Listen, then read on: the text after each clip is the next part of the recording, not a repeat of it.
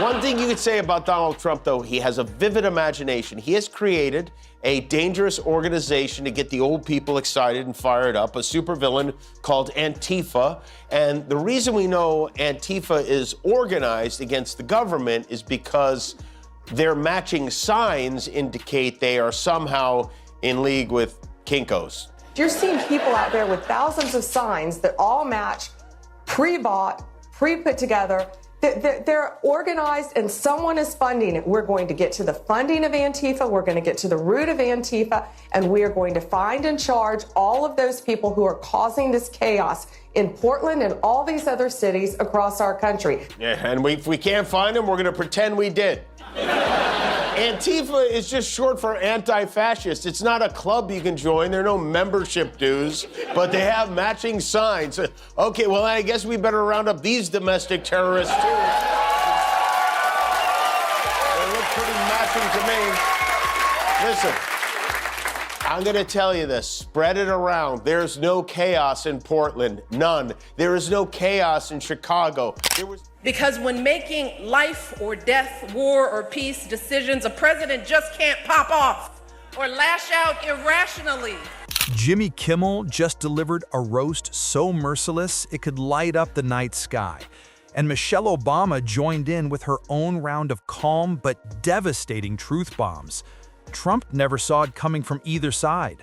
Between Kimmel's fire and Michelle's grace, the whole thing exploded into a meltdown so massive you could probably see it from orbit. It's like someone finally found the password to Trump's ego and hit delete.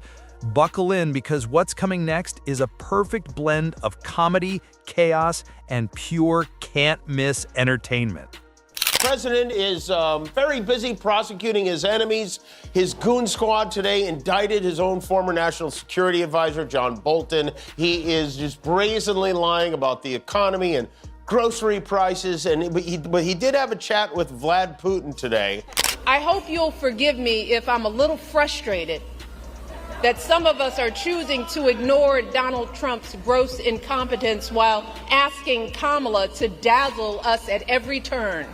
I hope that you'll forgive me if I'm a little angry that we are indifferent to his erratic behavior. If you're enjoying this video, make sure to hit that subscribe button and tap the bell icon, because you won't want to miss what's next.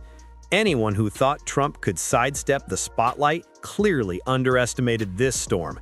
Kimmel came in blazing, every word like a firework going off midair. And poor Trump had no clue what kind of chaos was about to crash down on him. This wasn't a roast. It was a full-scale demolition of ego, pride, and questionable hair decisions, and every second was cinematic gold. Their bacteria. You know, sometimes we get so fixated on Trump, we forget there are other disgusting creatures hell-bent on bringing about the end of the world out there. That being president isn't anything like reality TV. It is not an apprenticeship. And it is not just about fiery speeches or insulting tweets. It's about whether someone can handle the awesome responsibility of leading this country. 1 minute, Trump's ranting online about election conspiracies, and the next, Kimmel lands a verbal uppercut so precise it might as well have been measured on the Richter scale. Meanwhile, in another corner of the universe, Michelle Obama is quietly delivering her own nuclear-level truth bombs. Different approach, same impact. But our president, Metamucil World Peace, is having a pretty good week, or he was anyway. Yesterday, Trump had what was easily the most presidential day of his life. He was front and center on the world stage signing a ceasefire in the Middle East, and then he got home, he started going through the internet, and he just couldn't help himself. Trump made the cover of Time magazine, which he usually loves. You know, before he was president, he had fake Time magazine covers hanging on the walls of his golf club, for real. But this one, I guess, conjured up some mixed feelings because of the photo they used. Let's start with Kimmel. The man didn't even pretend to warm up. Watching him go in was like watching someone accidentally unleash Pandora's box and then realize it's way too late to close it. Every jab was sharp enough to cut through steel. Trump loves to call himself the smartest guy in the room, but Kimmel walked in, said nothing about it, and turned that whole idea into a warning sign. We know folks are going to do everything they can to distort her truth. My husband and I sadly know a little something about this. For years, Donald Trump did everything in his power to try to make people fear us. See, his limited, narrow view of the world made him feel threatened by the existence of two hard-working, highly educated, successful people who happen to be black. Suddenly, all those tremendous deals and very stable genius tweets looked like the scribbles of someone trying to build a sandcastle in a hurricane. The magic wasn't just in the burns, it was in the precision. Every punchline landed like it had been engineered by experts in public embarrassment. Trump tried to stay calm, flashing that practiced glare. But by the third joke, even his reflection looked disappointed. Somewhere in the background, his team probably whispered, "Maybe we should have fact-checked that one." Too late, the damage was done. Each remark from Michelle hit with the slow, unstoppable force of a rising tide. First gentle, then overwhelming, until Trump was left flailing like a kid in the shallow end. What made it brilliant was the balance. Kimmel attacked with humor that hit where it hurt most, proving that comedy only looks soft until it finds the exact weak spot. And Kimmel hit them all. It's upset him so much that at 1:36 a.m. he posted, "Time magazine wrote a relatively good story about me, but the picture may be the worst of all time. They disappeared my hair and then had something floating on top of my head that looked like a floating crown, but an extremely small one. Really weird." Now, I want to go back to that cover and show you this crown. Okay, that's not a crown. That's the letter M. Only he would see an M on his head and assume it's a crown. If that's not an M, you're on the cover of Time magazine, okay? Then came Michelle Obama, dismantling Trump's defenses with calm precision. Her truths stung harder than any joke could. You could almost see Trump's brain glitching in confusion. How is she so composed? Why is the crowd cheering her on? By now, his public image was collapsing in real time. Imagine trying to defend a tower made of paper while someone slices it apart with invisible scissors. That's the scene. Kimmel's chaos and Michelle's elegance created a perfect contrast.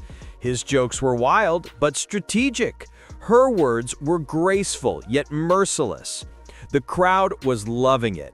Trump was trapped in a reality where humor and honesty joined forces, and his empire of overconfidence started to crumble, leaving behind the sight of a man who tried to build walls out of whipped cream and wishful thinking. If a candidate is erratic and threatening, if a candidate traffics in prejudice, fears, and lies on the campaign trail, if a candidate thinks that not paying taxes makes you smart, that it's good business when people lose their homes, if a candidate regularly and flippantly makes cruel and insulting comments about women, about how we look, how we act, well, sadly, that's who that candidate really is. That is the kind of president they will. And the jokes just kept coming. Kimmel didn't stop at the obvious stuff. He dug deep, pulling out old quotes, habits, and legendary blunders like a comic archaeologist unearthing fossils of foolishness. There was no escape, no safe topic. It was layer after layer of expertly delivered mockery that left Trump caught between shock and disbelief. Meanwhile, Michelle Obama's words sliced through the noise like a surgeon's scalpel. Her composure made every truth hit even harder, showing that no storm of tweets or press statements could cover the cracks anymore. Watching Trump react was like watching someone try to block a flood with sticky notes, tragic and hilarious at once. As the chaos unfolded, you could feel the audience realizing something bigger. Trump wasn't being destroyed, he was being exposed. not in one joke or one comment, but in the way everything about him was suddenly laid bare, funny, painful, and oddly satisfying to witness. Finally being honored for wearing that tie down to your knees. Every morning is a game of who am I mad at today? Is it the Cracker Barrel logo? Is it windmills? Is it Bad Bunny? Is it the Nobel Prize? Or is it the turkey vagina slapping around over my chin?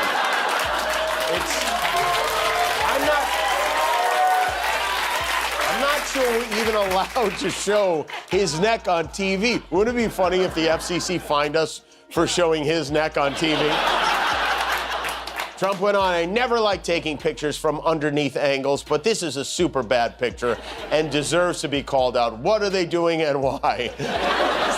It's like he's a TikTok influencer yelling at her boyfriend for not knowing her angles.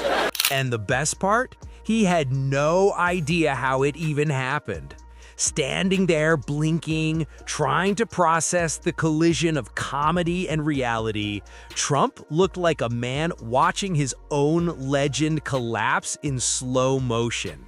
The world watched, unable to turn away, like it was the season finale of a show nobody asked for, but everyone secretly loved. He tried to grasp control, but it slipped through his hands like smoke. Every tweet, every statement, every attempt to fight back just made things worse. Kimmel was already 2 moves ahead, a comedy grandmaster playing a game Trump didn't even know existed.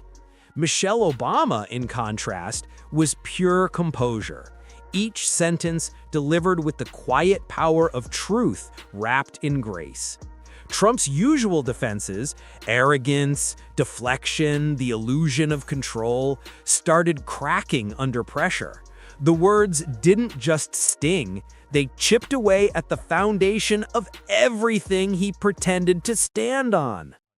Obvious mental decline, his history as a convicted felon, a known slumlord, a predator found liable for sexual abuse, all of this while we pick apart Kamala's answers from interviews that he doesn't even have the courage to do, y'all. Please, do not hand our fates over to the likes of Trump, who knows nothing about us, who has shown deep contempt for us. Because a vote for him is a vote against us. And still, the applause wouldn't stop. The crowd was electric. Kimmel shifted gears from sharp jokes to clever visuals, each one landing with brutal precision.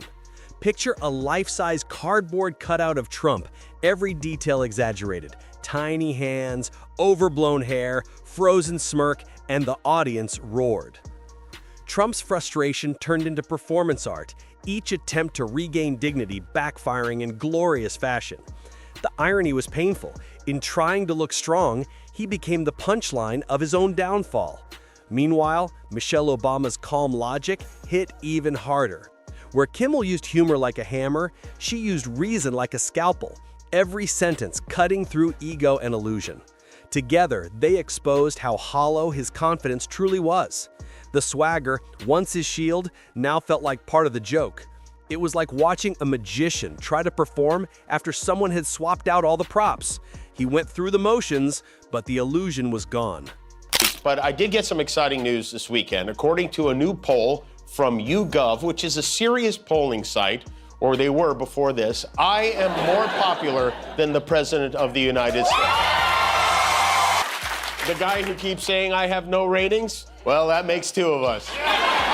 They polled more than 1,000 people, and I lead Trump by 16 points. The brilliance of the moment was in the contrast. Kimmel thrived in chaos, unpredictable and wild, a storm of wit and irreverence. Michelle Obama stayed steady and deliberate, her calm authority commanding the room. Together, they became a living example of balance, comedy and clarity, dismantling arrogance side by side. Trump's reactions were priceless, flashes of anger, panic, and confusion, like a man trying to remember the lyrics to a song he wrote but forgot how to sing. The audience couldn't look away. laughter and shock mixed with a sense of poetic justice, as if the universe had finally pressed reset. Then Kimmel went deeper, blending political jabs with historical truths, every punchline sharper than the last. On the other end, Michelle wove her message through layers of composure and insight, her silence cutting louder than any interruption. Trump's attempts to respond fell flat. He was swinging at shadows while they effortlessly owned the moment. All the way. Last night where she said that you're in over your head and the wrong president for the country. She was over her head, and frankly, she should have made the speech live, which she didn't do. She taped it, and it was not only taped, it was taped a long time ago because she had the wrong deaths. She didn't even mention the vice presidential candidate in the speech, and she gets these fawning reviews. If you gave a real review, it wouldn't be so fawning. I thought it was a very divisive speech, extremely divisive. And frankly, I wouldn't even be here if it weren't for Barack Obama. See, we're standing in the White House. I wouldn't be in the White House except for Barack Obama because they did a bad job, Biden and Obama. And somehow, as Trump kept flailing, the whole story grew bigger than him. Kimmel and Michelle Obama, each in their own way, revealed something timeless, that no amount of noise, pride, or performance can outshine intelligence, grace, and authenticity. The audience felt it, the cameras caught it, and Trump was left muttering in disbelief as history quietly laughed. When the dust settled, the stage was clear. Trump might still be standing, but his public image had been stripped bare. Every flinch, every failed comeback, every desperate glance was etched into memory forever. What remained was a lesson in humility disguised as entertainment. Kimmel's chaos and Michelle's composure joined forces to prove that even the loudest voices can be silenced when truth and humor collide. And Trump?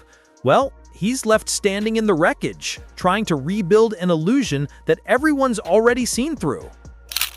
Is nice, but it feels like, considering the fact that I'm not a convicted felon friend of Jeffrey Epstein, and I've never paid off a porn star or sent a team of masked goons into a park to pull an old lady away from her grandchildren, I feel like my rating should be higher, maybe, than... At this point, finding a toenail in your salad has a 7-point lead over Donald Trump. And I hope he doesn't see this. I hate to, I don't like to upset him.